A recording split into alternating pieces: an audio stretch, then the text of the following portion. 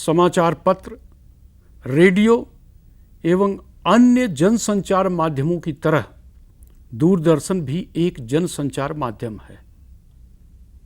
हमारे देश में दूरदर्शन की स्थापना 15 सितंबर 1959 को हुई और तब से लेकर के दूरदर्शन, यानी हम टेलीविज़न की बात कर रहे हैं, टेलीविज़न ने काफ़ी उन्नति की। लेकिन जब इसकी स्थापना हमारे देश में की गई तो इसका प्रमुख उद्देश्य शिक्षा के प्रचार प्रसार के लिए था। लेकिन धीरे धीरे दूरदर्शन का जो विस्तार है वो चौतरफा होता गया और दूरदर्शन आज की तारीख में, वर्तमान समय में, केवल शिक्षा के लिए ही नहीं, मनोरंजन और सूचना प्रसारण के लिए बखूबी कार्य कर रहा है। यहाँ पर हम दो शब्दों में विभेद करना उचित समझते हैं। जब हम दूरदर्शन की बात कर रहे हैं तो उसके दो अर्थ लगाए जा सकते हैं। एक तो हमारे भारतीय परिवेश में, हमारे देश में दूरदर्शन एक संस्था का नाम है, एक संगठन का नाम है, और दूरदर्शन दूसरे अर्थ में टेलीविज़न का संदर्भ लिए हुए है, एक यंत्र का नाम है, एक यांत्रिक प्रणाली का नाम है जो दूर दराज से चित्रों को एकत्रित करके दूर दराज तक पहुंचाने का कार्य करता है। हम दोनों का संदर्भ लेते हुए यहाँ पर बात करना चाहेंगे। विशेष करके हमारे देश में जहाँ पर दूरदर्शन एक संगठन के बतौर कार्य कर रहा है और बहुत सारे दूरदर्शन के चैनल्स हैं, इसके अलावा बहुत सारे दूसरे टेलीविज़न के चैनल्स हैं जो पूरे देश को कवर किए हुए हैं और देश के कोने कोने तक सूचनाओं को, मनोरंजन को और शिक्षा को पहुंचाने का कार्य बखूबी कर रहे हैं। यहाँ पर मैं आपका ध्यान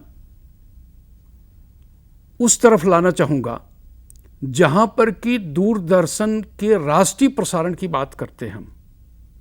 अक्सर आपने डीडी नेशनल पर ये शब्द सुनते हुए कुछ कैप्शंस भी आपने देखा होगा, कुछ लिखी हुई बात भी आपने देखा होगा। जैसे राष्ट्रीय प्रसारण की बात कहते हैं, राष्ट्रीय प्रसारण की बात होती है, उसका समय भी निर्धारित होता है और वो बताया भी जाता है, उसकी सूचना भी दी जाती है कि इस समय हमारा राष्ट्रीय प्रसारण शुरू होगा। कुछ चैनल्स ऐसे हैं हमारे देश में जो ये बात बताते तो नहीं हैं कि यह राष्ट्रीय प्रसारण है अथवा नहीं, लेकिन वह देश के काफ़ी हिस्से तक अपनी बात को, अपने दृश्यों को पहुंचाने का कार्य करते हैं। जब हम राष्ट्रीय स्तर पर प्रसारण की बात करते हैं तो निश्चित रूप से एक बात मन में उभर करके आती है कि ये राष्ट्रीय प्रसारण किस भाषा में हो। निश्चित रूप से जब हम राष्ट्रीय प्रसारण की बात करते हैं तो हिंदी भाषा सबसे पहले उभर करके सामने आती है, क्योंकि हिंदी माध्यम से जब भी हम किसी बात को पहुंचाने की कोशिश करते हैं तो हम देश के अधिकांश हिस्सों तक, अधिकांश जनता तक पहुंच पाते हैं। हमारे देश के कुछ भाग ऐसे हैं जहां पर हिंदी संभवतः उतनी प्रचलित नहीं है। वहाँ की क्षेत्रीय भाषाएं आमतौर पर संप्रेषण का साधन है, विशेष करके दक्षिणी भारत में। वहाँ पर हमारे लिए लिंक भाषा के रूप में अंग्रेजी प्रयोग में लाई जाती है। लेकिन इतना मैं ज़रूर कहना चाहूँगा कि देश के अधिकांश भागों में कुछ एक स्थानों को छोड़ दें, कुछ क्षेत्रों को छोड़ दें, तो अधिकांश क्षेत्रों में हिंदी भाषा सूचनाओं को लेकर के लोगों तक पहुंचाने का कार्य आसानी से कर सकती है और कर रही है।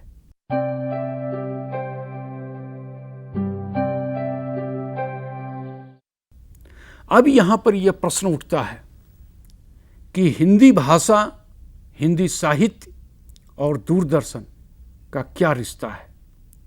क्या दूरदर्शन ने हिंदी भाषा और हिंदी साहित्य के प्रचार प्रसार के लिए कोई कार्य किया है? आइए इस पर थोड़ी चर्चा करते हैं। जहां तक दूरदर्शन के कार्य क्षेत्र का प्रश्न है, दूरदर्शन अन्य जन संचार माध्यमों की तरह मुख्य रूप से 3 कार्य करता है। मनोरंजन का कार्य करता है, सूचना प्रसारण का कार्य करता है और शिक्षा देने का कार्य करता है। मनोरंजन के लिए बहुतेरे प्रकार के कार्यक्रम दूरदर्शन खुद बनाता है अथवा दूसरे के कार्यक्रमों को लेकर के प्रसारित करता है। जैसे फिल्में, जो फीचर फिल्में बनती हैं, उनको बनाने के दूसरे संगठन हैं, दूसरी संस्थाएं हैं, लेकिन दूरदर्शन उसको अपने यंत्रों के मुताबिक ट्रांसफ़र करके, उसको स्थानांतरित करके टेलीविज़न पर फीचर फिल्मों का प्रसारण करता है। तो ये बात मनोरंजन के अंतर्गत आती है। आइए थोड़ा ये देखने का प्रयास करें कि दूरदर्शन किन किन कार्यक्रमों के जरिए हिंदी की सेवा कर रहा है। सबसे पहले हम लेते हैं फिल्मों का माध्यम। जैसा कि अभी मैंने आपको बताया कि फिल्मों को दूरदर्शन के यंत्रों के मुताबिक स्थानांतरित करना संभव है। फिल्म के टेक्निकल जो यंत्र हैं वो अलग हैं और टेलीविज़न के अलग हैं। तो जब फिल्मों के यंत्रों से फिल्मों को ट्रांसफ़र करके दूरदर्शन के माध्यम से प्रसारित किया जाता है तो फिल्में लोगों तक पहुंचती हैं। यहाँ पर मैं कुछ एक फिल्मों का नाम लेना चाहूँगा जो कि साहित्य आधारित हैं, हिंदी के ग्रंथों पर आधारित हैं और साहित्यकारों द्वारा लिखे गए नाटकों, उपन्यासों पर आधारित हैं। अगर हिंदी फिल्मों को वर्गीकृत किया जाए तो आपको देखने को मिलेगा कि कुछ फिल्में ऐसी हैं जो इतिहास आधारित हैं, ऐतिहासिक घटनाओं पर आधारित हैं। जैसे अभी कुछ दिन पहले एक फिल्म आई जोधा अकबर। जोधा अकबर का मूल तत्व जो है वो ऐतिहासिक है।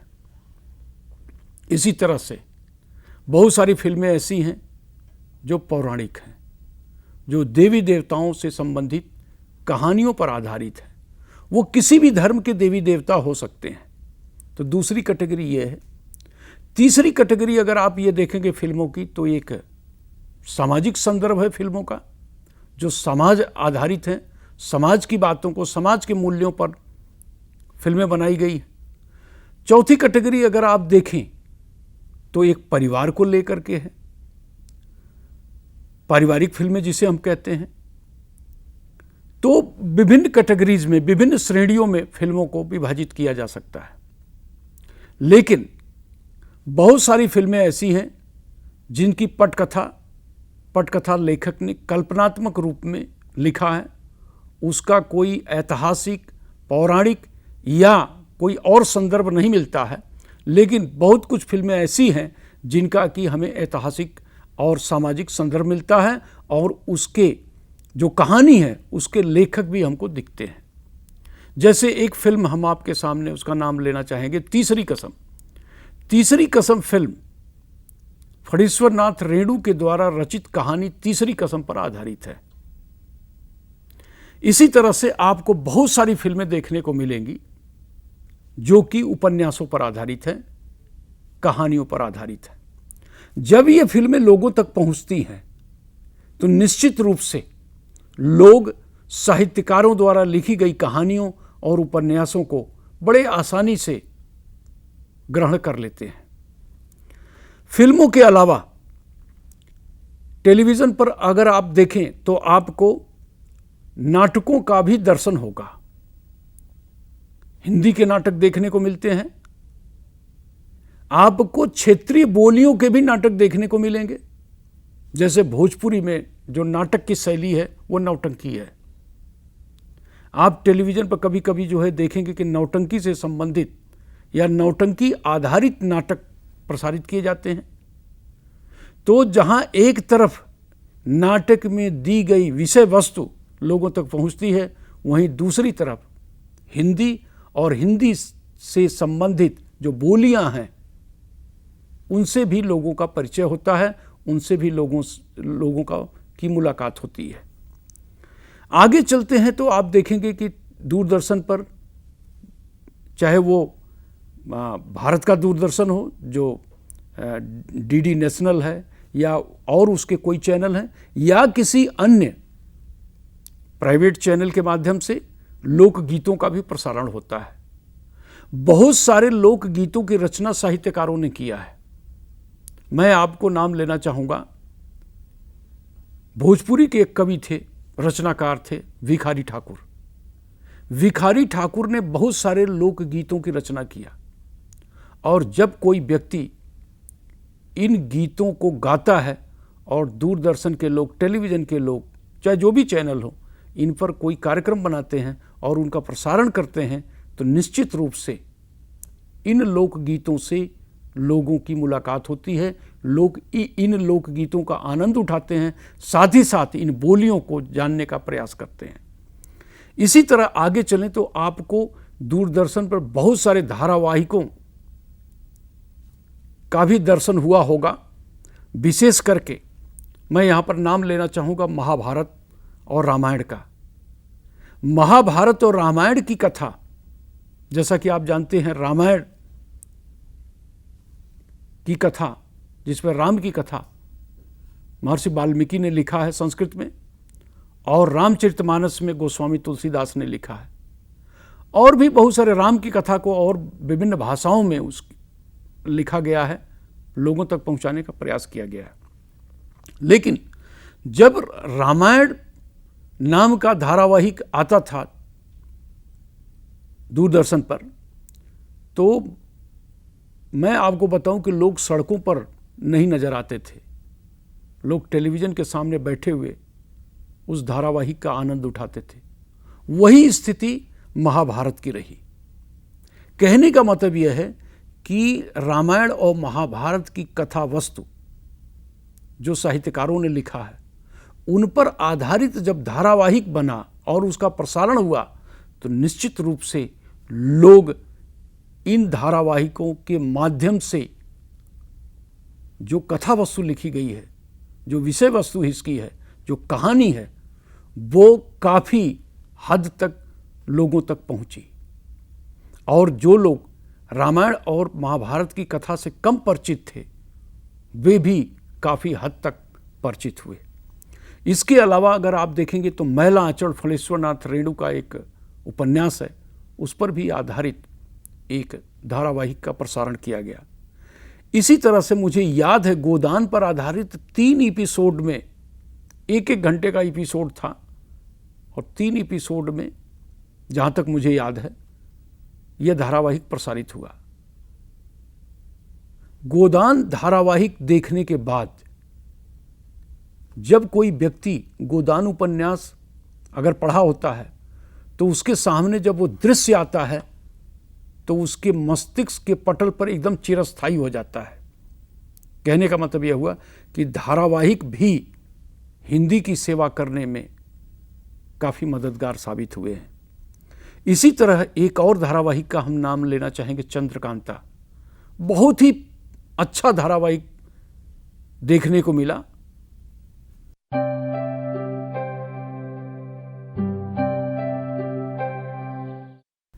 इसके अलावा अगर हम आगे चलें, मनोरंजन के अलावा, तो दूसरा कार्य जो है दूरदर्शन का वह है सूचना प्रसारण का। सूचना प्रसारण के अंतर्गत आपने देखा होगा अलग अलग समयों पर समाचार प्रसारित किए जाते हैं। कभी प्रादेशिक लेवल के समाचार होते हैं, कभी राष्ट्रीय लेवल के समाचार होते हैं, कभी समाचार काफ़ी विस्तार से होते हैं, कभी समाचार मुख्य समाचारों के रूप में प्रसारित किए जाते हैं, समाचार हिंदी में भी प्रसारित किए जाते हैं, समाचार अंग्रेजी में भी प्रसारित किए जाते हैं। और जो चैनल क्षेत्रीय भाषाओं के लिए समर्पित हैं, वहाँ पर उन चैनल के माध्यम से क्षेत्रीय भाषाओं में भी समाचारों का प्रसारण होता है। लेकिन जहाँ तक हिंदी समाचारों का प्रश्न है, हिंदी समाचार इस देश के अधिकांश भाग तक, अधिकांश जनता तक पहुँचते हैं। तो हिंदी समाचार जब प्रसारित किया जाता है तो लोग हिंदी भाषा से परिचित होते हैं, और जिनको हिंदी कम आती है या कम समझते हैं, समाचार अगर बराबर देखते रहें तो संभवतः उनकी हिंदी में जो योग्यता है, जो दक्षता है, वो बढ़ सकती है। कभी कभी ऐसा होता है कि समाचारों के दौरान ये बात आती है कि हिंदी जगत में क्या हो रहा है, इससे भी संबंधित समाचार होते हैं। हिंदी साहित्य में क्या हो रहा है, इससे भी संबंधित समाचार प्रसारित किए जाते हैं। और जब इससे संबंधित समाचार प्रसारित किए जाते हैं तो किसी हिंदी के विद्वान को स्टूडियो में बुला करके उनकी टीका टिप्पणी, उनकी जो है उनकी बात भी साथ साथ प्रसारित की जाती है। इससे जहां एक तरफ हिंदी से संबंधित समाचारों से लोग अवगत होते हैं, वहीं विशेषज्ञों की बात भी उन तक पहुंचती है। और इस प्रकार हिंदी की सेवा करने में दूरदर्शन यानी टेलीविज़न के जो सूचना प्रसारण का जो कार्य है वो भी काफ़ी हद तक मददगार साबित होता है।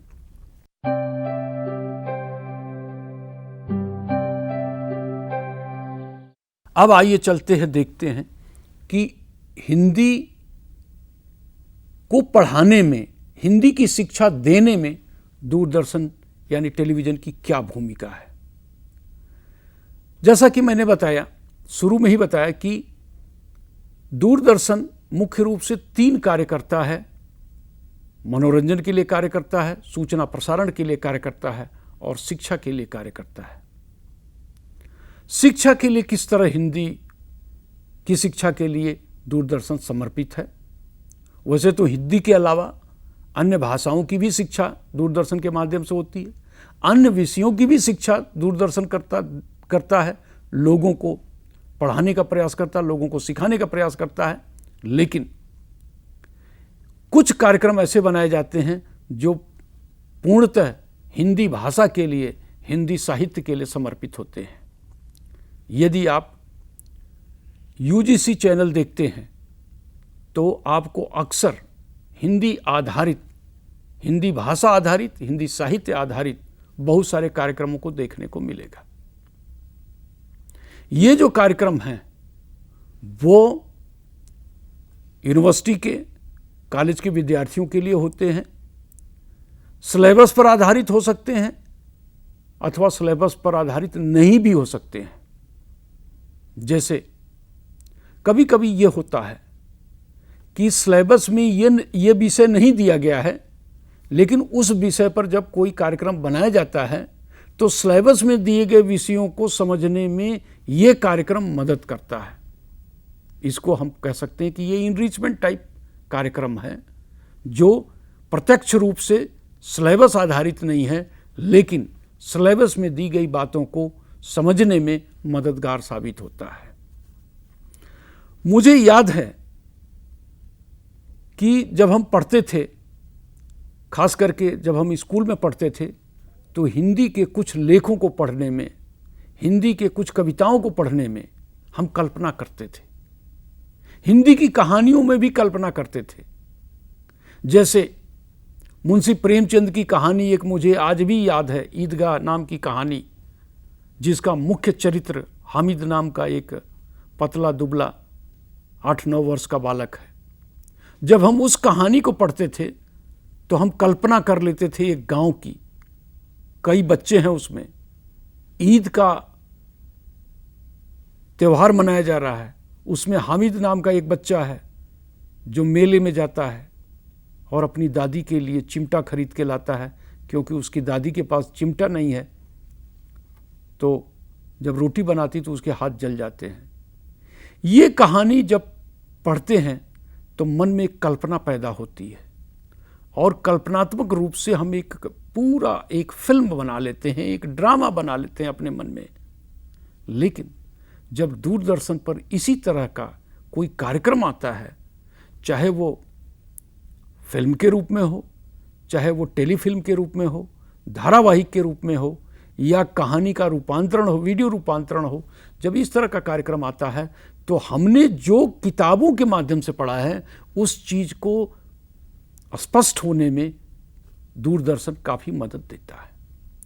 इसी तरह से अगर आप देखें तो बहुत सारी कविताओं को भी जो है, आप कविताओं को पढ़ते हैं, उसका रसास्वादन करने की कोशिश करते हैं, लेकिन जब किसी कविता पर कोई कार्यक्रम बना होता है और कार्यक्रम आप देखते हैं तो उसके रसास्वादन की जो सीमा है वो और बढ़ जाती है, और जो हमें कहीं कठिनाई होती है समझने में, वो उसमें हमें आसानी मिलती है दूरदर्शन के कार्यक्रमों के द्वारा। तो दूरदर्शन के जो कार्यक्रम हैं वो पढ़ने के लिए भी मददगार हैं, समझने के लिए भी मददगार हैं। और हिंदी विषय पर आधारित कार्यक्रम जो बनाए जा रहे हैं, खास करके मैं EMRC इंदौर का नाम लेना चाहूँगा, जिसने हिंदी के पाठ्यक्रम पर आधारित और पाठ्यक्रम के बाहर के प्रकरणों पर बहुत सारी फिल्मों का निर्माण किया है। मुझे याद है कि EMRC इंदौर ने मलिक मोहम्मद जायसी की काव्य जायस को लेकर के फिल्म बनाई है, निराला पर फिल्म बनी है। इसी तरह से डॉक्टर रघुवीर सिंह के साहित्य को लेकर के बनाई है, उनके ऐतिहासिक साहित्य को लेकर के बनाई गई है। इनके अलावा बहुत सारे हमने प्रकरणों को लेकर के, बहुत सारे विषय वस्तुओं को लेकर के इतने कार्यक्रम बनाए हैं कि अगर इन कार्यक्रमों का आप अवलोकन करें तो आप देखेंगे कि आपको हिंदी भाषा को, हिंदी साहित्य को समझने में काफ़ी मदद मिलेगी। तो मैं यहाँ पर यह कहना चाहूँगा कि दूरदर्शन जहाँ एक तरफ हिंदी माध्यम का प्रयोग करके हिंदी को बढ़ावा दे रहा है, हिंदी में सूचना प्रसारण करके, हिंदी के मनोरंजन देने वाले कार्यक्रमों का प्रसारण करके हिंदी को बढ़ावा दे रहा है, हिंदी को सुदृढ़ बनाने का कार्य कर रहा है, वहीं दूसरी तरफ हिंदी पर आधारित जो वृत्तचित्र हैं, जो वार्ता है, जो व्याख्यान हैं, उनका प्रसारण करके भी हमारे देश के विद्यार्थियों को, हमारे देश के लोगों को हिंदी से परिचित कराने में, हिंदी के करीब लाने में, हिंदी के लोगों तक पहुंचाने में काफ़ी मददगार साबित हो रहा है।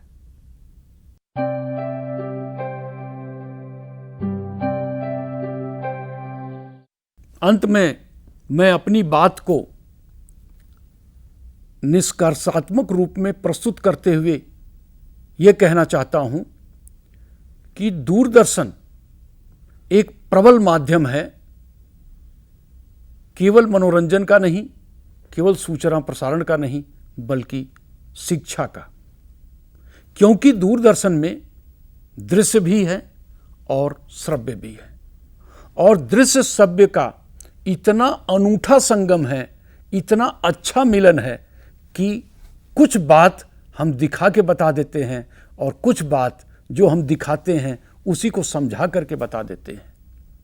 और इसके अलावा जो हमारा ध्वनि का प्रभाव होता है, वो अगर इन दोनों से कुछ छूट जाता है तो ध्वनि के माध्यम से भी हम श्रोता तक बखूबी पहुंचने का प्रयास करते हैं दूरदर्शन के कार्यक्रमों के माध्यम से।